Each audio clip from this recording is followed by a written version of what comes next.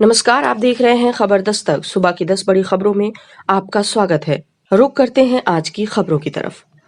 IPhone plant में हुई हिंसा के लिए कर्नाटक के कोलार में 7,000 लोगों के खिलाफ केस हुए दर्ज। बता दें कि कर्मचारियों ने वेतन भुगतान को लेकर तोड़फोड़ की थी। वहीं घटना में 440 करोड़ रुपए के नुकसान का दावा करने के एक दिन बाद बिस्ट्रॉन ने 52 करोड़ रुपए के नुकसान की बात कही। पृथ्वी पर लौटे स्पेस कैप्सूल के अंदर जापान को मिले एस्टेरॉयड के टुकड़े। जापान की एरोस्पेस एक्सप्लोरेशन एजेंसी को स्पेस प्रोब हायाबुसा 2 द्वारा डिलीवरी किए गए स्पेस कैप्सूल के भीतर एक एस्टेरॉयड यानी क्षुद्र ग्रह के टुकड़े मिले हैं। अंतरिक्ष की अपनी यात्रा के बाद ये कैप्सूल 6 दिसंबर को ऑस्ट्रेलिया में रिकवर किया गया था। जापानी स्पेस प्रोब ने पिछले वर्ष 30 करोड़ किलोमीटर दूर स्थित एस्टेरॉयड रोइगु की सतह से डस्ट एकत्रित की थी। किसानों के समर्थन में 25,000 सैनिकों द्वारा शौर्य चक्र लौटाए जाने का दावा गलत। केंद्र सरकार ने एक अखबार की उस खबर को फर्जी बताया है जिसमें दावा किया जा रहा था कि किसान आंदोलन के समर्थन में 25,000 सैनिकों ने अपने शौर्य चक्र पदक वापस लौटा दिए हैं। केंद्र ने पीआईबी के माध्यम से कहा, साल 1956 से 2019 के बीच केवल 2048 शौर्य चक्र पदक पुरस्कार स्वरूप दिए गए हैं। किसान आंदोलन से रोज हो रहा है 3500 करोड़ रुपए तक का नुकसान, जल्द निकले समाधान। उद्योग संगठन एसोचैम ने कहा है कि किसानों के प्रदर्शन के चलते पंजाब, हरियाणा, जम्मू कश्मीर, हिमाचल प्रदेश की अर्थव्यवस्थाओं को बड़ा नुकसान पहुंच रहा है। एसोचैम ने नए कृषि कानूनों को लेकर गतिरोध जल्द खत्म करने की अपील की है। बकौल एसोचैम, सप्लाई चेन बाधित होने से देश भर में फल व सब्जियों के बढ़ रहे हैं दाम।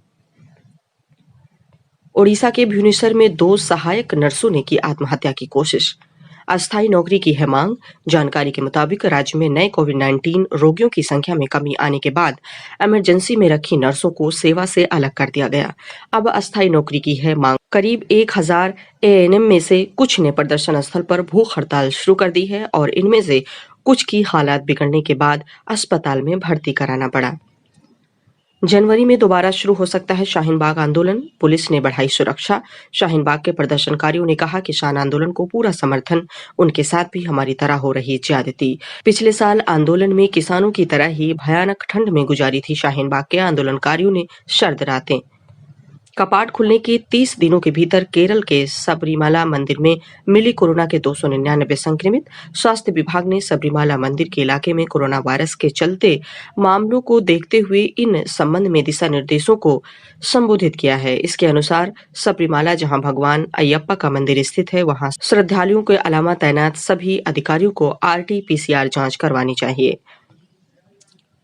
बढ़ने वाली है भारतीय नौसेना की ताकत। मिलेगी 38 BrahMos missile. BrahMos supersonic cruise missile 450 kilometre की दूरी तक निशाना साध सकती है। सरकार के एक सूत्र ने कहा है कि 38 ब्रह्मोस मिसाइलों के लिए 1700 करोड़ रुपए का प्रस्ताव रक्षा मंत्रालय के पास है और इसे जल्द ही मंजूरी मिल सकती है। अमेरिका में कोरोना से मौत का आंकड़ा 30 लाख पार। यूएस में नर्सों को पहले लगाई जा रही कोरोना वैक्सीन। विश्व के किसी अन्य देश में कोरोना से इतनी बड़ी संख्या में मौत नहीं हुई है। इस देश में कुल 1 करोड़ 63 लाख से ज्यादा संक्रमित मिले हैं। अमेरिका में महामारी की इस भयावह स्थिति के बीच सोमवार से टीकाकरण अभियान शुरू हुआ। बोको हराम ने ली नाइजीरिया के सैकड़ों स्कूली छात्रों के अपहरण की जिम्मेदारी। नाइजीरिया के कास्तिना में लड़कों के एक स्कूल से 300 से अधिक छात्रों के हुए अपहरण की खबर है।